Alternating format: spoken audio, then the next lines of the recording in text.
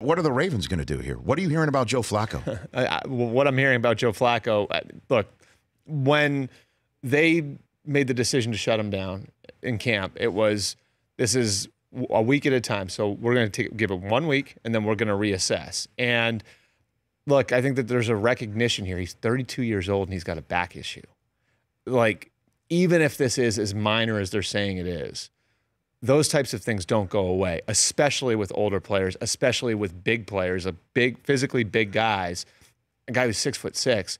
Those types of things can recur. And so I think this is one of those things where it's like on the surface, it can look minor because maybe he will be out. I'm going to assume he's going to be out there week 1, but it's something you've got to monitor and take care of. You know, it's one of those injuries that can pop back up at an inopportune time, and I think that that's why they're being so cautious with it. So how does this play out? You think Flacco's under center week 1 in Cincinnati with no preseason action of which to speak? They've said that he's not going to play in the preseason, and I think that they feel like, you know, in this situation at least, he doesn't need it. You know, he's been there for this is 10th year? 10th year in Baltimore, so he doesn't need the reps. And they can replicate it in practice. That's the way that they feel, and it's not worth putting him out there, and he takes a hit the wrong way, and now all of a sudden he's out for the year. Sure. Well, that makes sense. The only thing that I'm wondering is Mallett the viable backup here?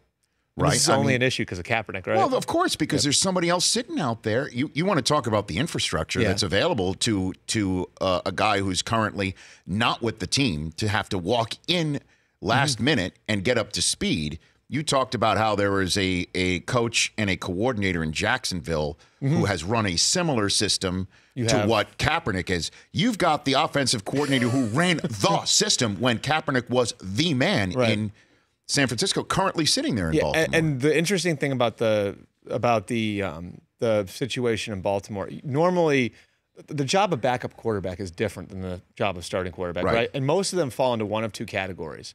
You have either a guy who's the next guy, and that's Watson, Trubisky, Mahomes, right? But you have the backup who's the next guy, and then you have the backup who's a resource to the starter. Most guys fit into one of two categories, and that's Derek Anderson for Cam Newton. You know, Derek Anderson doesn't need to take any of Cam Newton's reps during the week. Derek Anderson's going to be a second set of eyes for Cam Newton. So the Panthers decide, okay, it's more valuable for us to have a resource for the starter there than have a guy who can maybe go out and win 10 games in what'll probably be a lost season if our starter goes down anyway.